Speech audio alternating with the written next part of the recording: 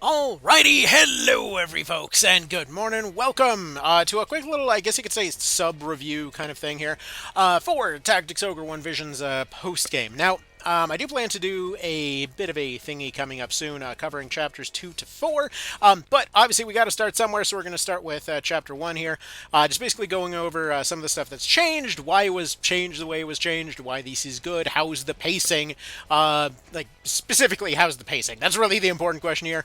Like, how's the pacing? How's the boss fight? So, as far as the original versions of Coda, they were a bit of an odd duck. Now, obviously, these chapters did not exist in the SNES version. This was an addition added to the PSP version. But when they came out, there were a lot of assumptions that were actually made. So, for those that were not around at the time, the PSP version, it kind of just sort of had to wing it as far as some of the balancing type of stuff was concerned.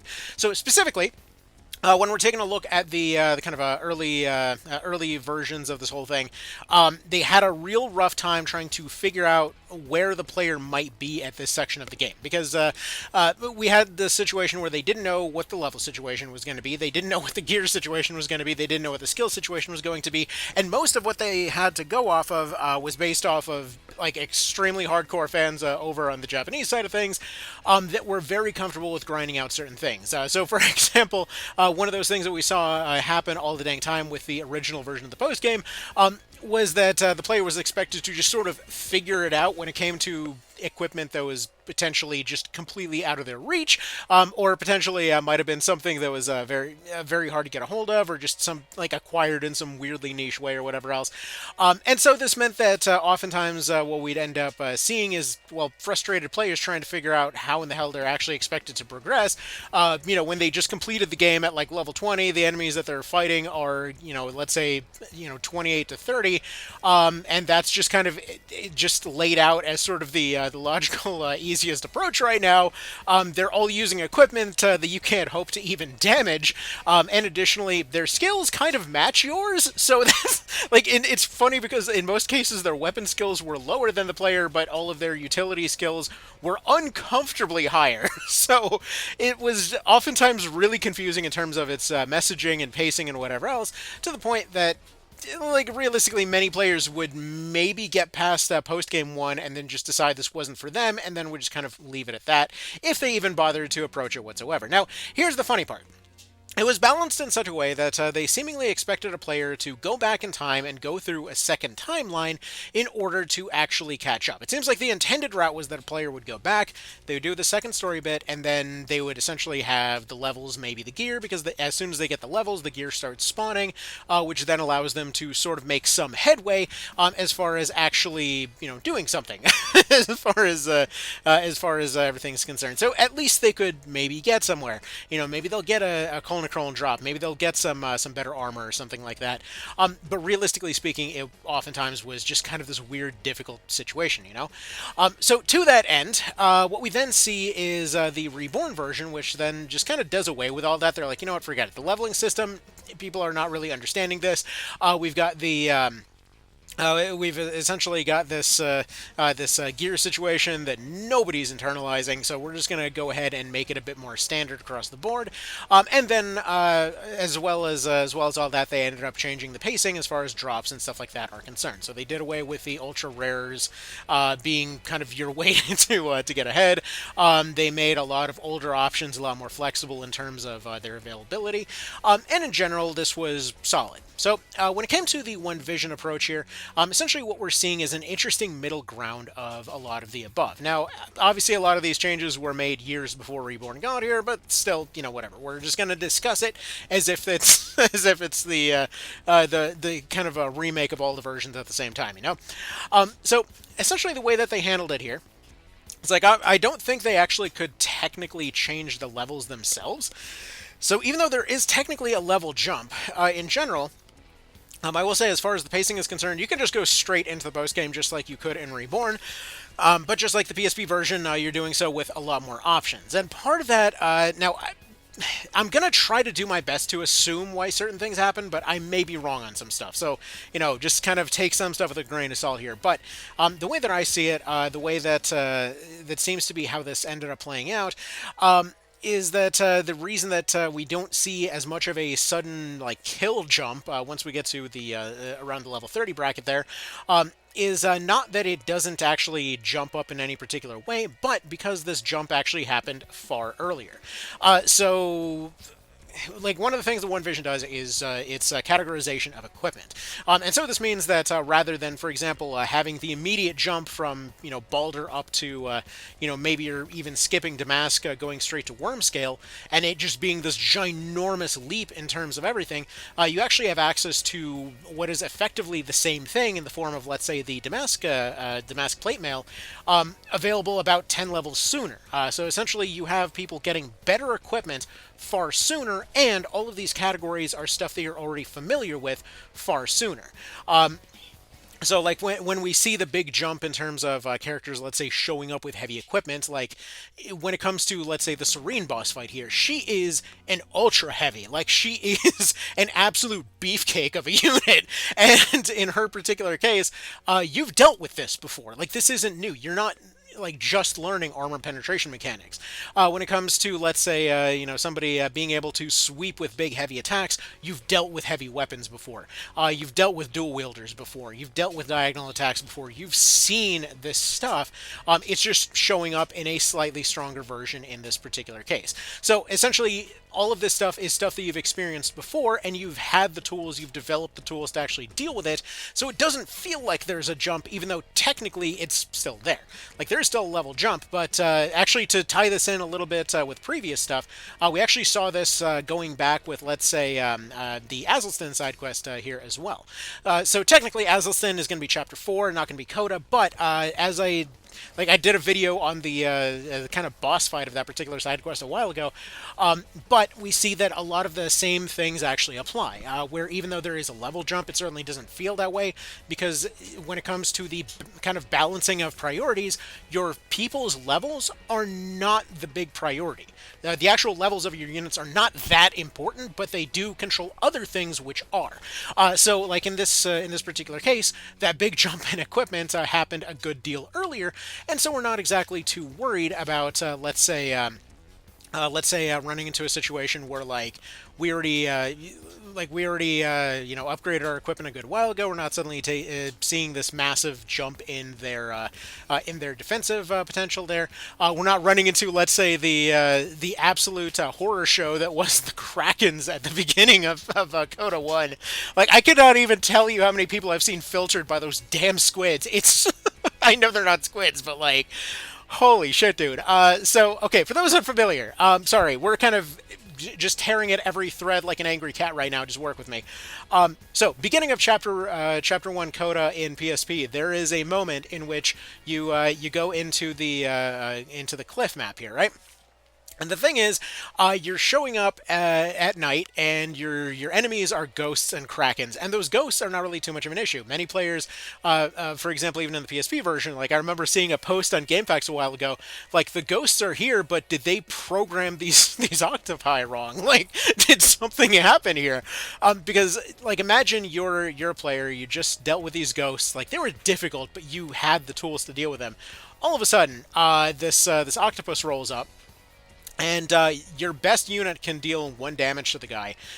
Your most powerful hits completely bounce off. You get your anti-beast specialist, and they can sort of do normal damage to it. And it's like, what on earth just happened here? Why does this thing scale so hard? And it's basically kind of a combination of a lot of different things. You had the level jump, which meant that suddenly, due to level shenanigans, they are going to be way stronger. You had the equipment jump, where you simply don't have the attack power to actually punch through this thing's armor yet, and probably won't until your dragoons get upgraded way later. And just in general, like obviously monster units are always going to have weird scaling issues, but it's weird to see that show up in an official release that hard, Anyway, so with all that being said, yeah, a lot of people got filtered by those dang squids. Now, the reason that I bring them up, and I know they're not squids, it's just easier to say than octopi. The reason that I bring it up is because, yeah, we don't have that problem here because they're essentially merged in together with regular octopi.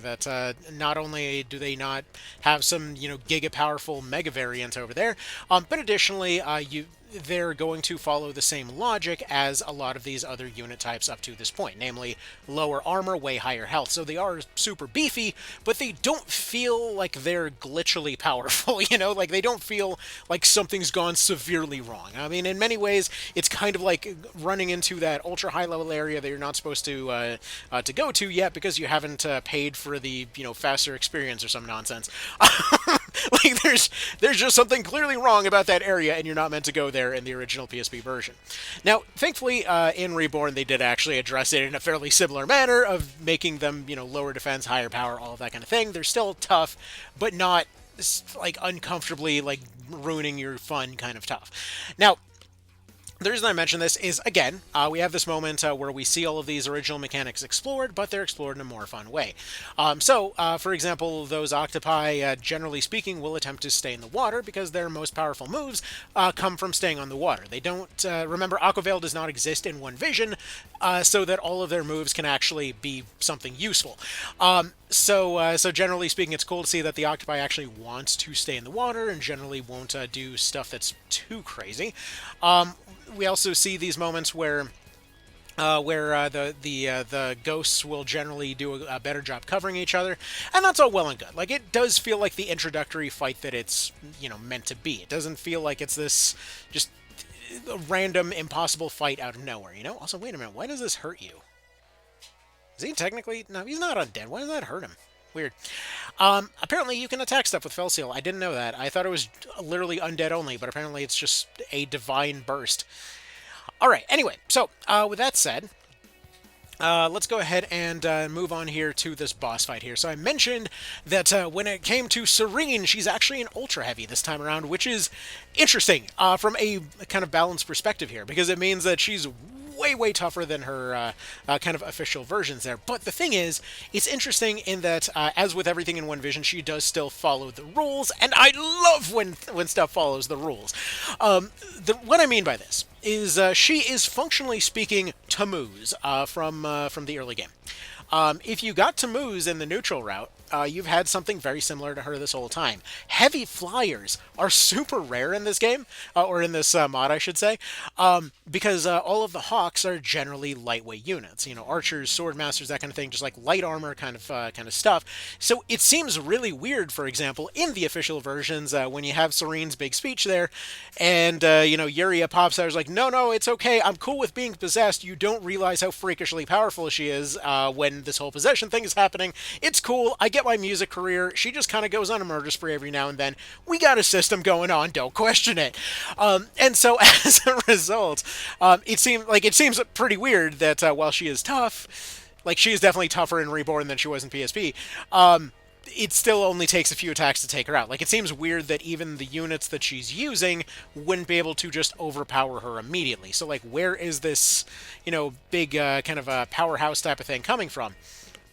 And it's interesting to see that idea kind of explored here, because, again, she is a flying heavy, a rare type of archetype that you probably only have one of unless you've got an Angel Knights, if you've done the neutral route and that kind of thing.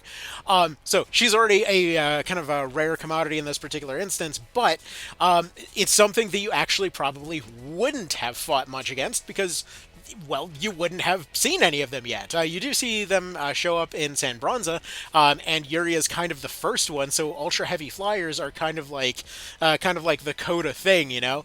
But it's just cool to see that she's kind of a weird thing to fight against, because it's like, yeah, she's a heavy frontliner, she's a bit tougher than most, so you wouldn't think it would be too much of an issue, but hold on, wait a second, she could fly, and now she's just landing everywhere. Like, how are you dealing with this kind of stuff, you know? So that's cool, I love to see that as an idea, but the way that this fight is actually balanced here, the way that her team is laid out, does mean that you see a lot of their strengths come into play. So, for example, we see with a few Slayers, they're actually really good at picking away your lightweights. Generally picking stuff like Sharpshoot for dealing with your evasion guys, like they just did with Canopus over there, and then switching over to finishers in order to silence your casters. They're also at an awkward elevation, which, again, in the official versions, like, it's weird because normally you would just, you know, send in the archers, and that's kind of the end of that. Like, well, it would be send in the archers in PSP, send in the wizards in Reborn. In this one, Your ground movement is way more available, but your flyers are a bit more rare and a bit lighter weight. So this means that oftentimes you'll have a harder time actually reaching stuff like them over there. Your actual options for fighting back against snipers on a tower like that are actually going to be somewhat more difficult. Which brings in, for example, like I've got that guy over there with his heavy armor and javelins and stuff like that. He's better at surviving those kinds of encounters, whereas everybody else is kind of getting picked on right now. I have my Angel Knight over there, who's generally good at this kind of job and almost specifically designed for it. But it's a question over whether he can properly get there. So I've got both Canopus and my Angel Knight trying to fly over there in order to get rid of those Fusiliers so that they stop bombarding everybody. But seeing this kind of interaction with the fight is just really cool. Like, you're not just rushing the boss because it's impractical to do so. So you tend to spend a lot more time actively fighting everything that's here. A lot more time actually interacting with the world, and I absolutely love that. So this means that you'll generally see a lot more mechanics of the fight coming out. You'll generally spend a lot more time like fighting these guys directly, which is pretty neat because they actually come with Wade, meaning that you can actually throw some of these guys off. Again, another one of those changes that wasn't always there in the official versions. It completely wasn't there in the PSP version. A lot of them just refused to go. Some of them were just carrying Steadfast and Reborn, but yeah, you are allowed to throw people off of stuff in One Vision, so that's nice. Anyway. So it's just cool to see. It's just like all of these pirate maps. I gotta say, I appreciate the cut of their jib here because they've regularly had this thing where whenever there's cool map interactions to be had, they'll be good about letting you throw stuff off. So like with the water maps and stuff like that, generally speaking, enemies will come with Wade so that they're not immune to the water, and it is something that you can go make use of, and that's fun. Sometimes it just means that you're, let's say, leaving a unit stranded on the bottom, and they'll find some new way to attack you, or maybe they'll end up doing something cooler, kind of surprise you out of nowhere, as it were. But it's this interesting balancing act of trying to keep your party together to make sure that your healers are always able to support everybody, to make it so that you're constantly able to kind of react to the stuff coming your way. The amount of offense on the other side is just enough that you get punished for making stupid mistakes, but at the same time can usually make a good bit of headway once you end up going and taking some of those risks. And it's cool to see those cases like right over there where they've got the Fusiliers covering the wizards, meaning that you got your archers that are going to be your main counter to your wizards over there. They've got the Fusiliers that are going to be potentially getting rid of the healing that keeps the archers safe, that sort of thing, and or might be good at counter sniping themselves. So there's just a lot of things to think about, and that's nice. But in this particular case, I think we're just going to go ahead and play this over here. Just go ahead and take you out to get Murden back. Because we're kind of starting to get to the point of getting some control of this situation here for the moment, since most of their front line is gone, and that does give us a little bit more control over the sides. But as far as how to approach Serena over here, a lot of times she'll like trying to get close. If she can get into the front line, she comes with stuff like Circle of Life, where she's going to be damaging your units and healing her own. She's got other moves, like, let's say, that Bewitching move that we saw earlier, so she likes turning your own units against you. And yeah, that's, again, it's just stuff that you're not used to fighting up to this point in a cool way, and I like that. But there's a lot of ways that you could potentially deal with her. Like, let's say grenades will be pretty good at bypassing her armor situation. You've got cases where, like, let's say you've got archers potentially dropping a leaden on her. That's what I did my first time. I kept a weakened unit out in front. I used a tear gas to go and silence her. And then from there, she went in to attack with her sword, at which point I dropped a stun with a flashbang on her, as well as a leaden from an archer. And then just kind of kept on going from there. And then like, you've got other opportunities like we see right here, where we've got that Fusilier that's been a bit of a problem, but one of them is down here, kind of amongst the fray, as it were, and we're just going to go ahead and get her on our team here with a combination Fated Circle and Ecaldia, and you'll notice that their team doesn't really have a whole lot of recovery, but they've got a hell of a lot of offense, and it's just cool to see a glass cannon team with a metal center, as it were. Like, this entire map is basically the Capt Ram experience, that they've got all this offense, offense, but they've backed it up by protecting their leader very well.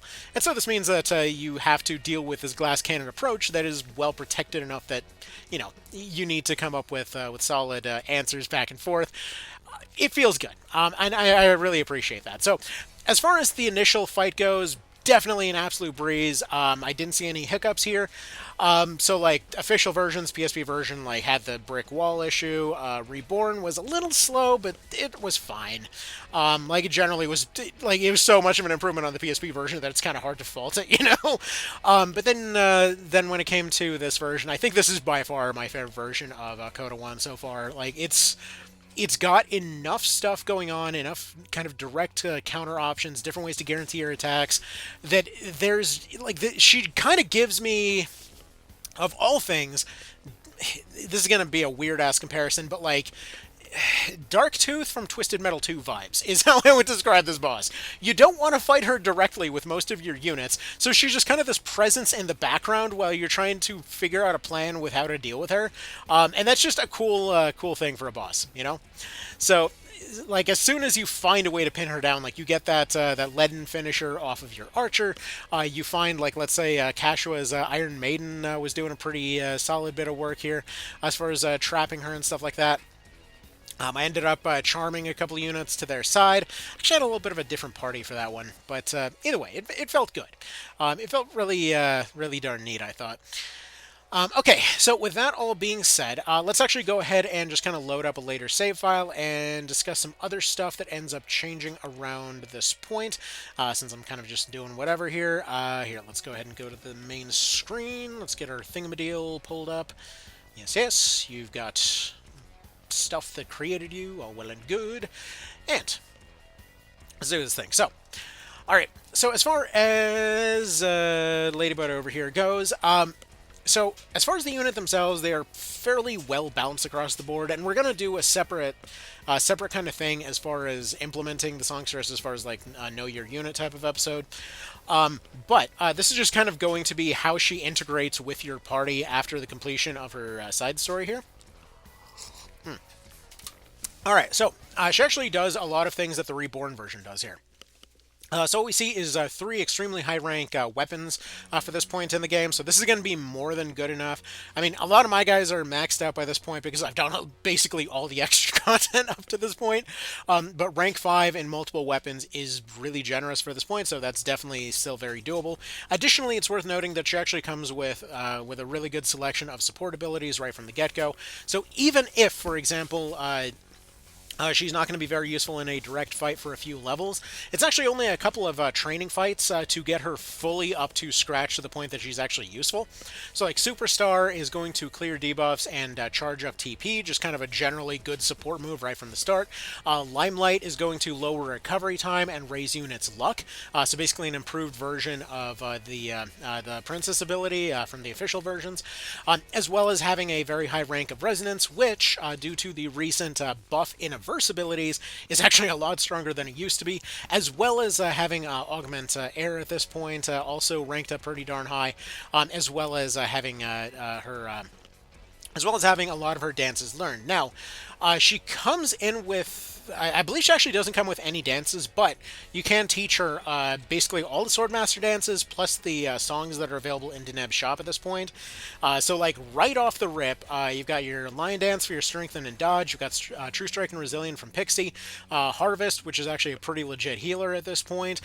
You've got Liberty Dance, basically just being a kind of self-centered ease, Tremor for inflicting stun, which that probably won't be landing for a bit of a while because that one would be a stat check. Lingering, to inflict slow, same deal there. Macabre Dance, which lowers TP and doubles the user's TP reserves, basically just setting up for a finisher. Black Swan, so that's going to be True Strike in an area, False Strike on enemies. White Witch, Spell Strike in the area, Spell Slip on enemies. Dragon Child, which is Strengthen on allies, Weaken on enemies. And then Silent Goddess, which is Spellcraft and Feeble Mind. So those are going to be what you start with. You've got a lot more dances, like the song that we saw earlier for example. Those are going to be available in other locations. So she doesn't come with her most powerful stuff, but she has an absolutely ridiculous load of different buffs. As far as how long it takes for her to integrate into the party, as is usual with One Vision, basically as soon as she hits level 10, she's already got solid armor.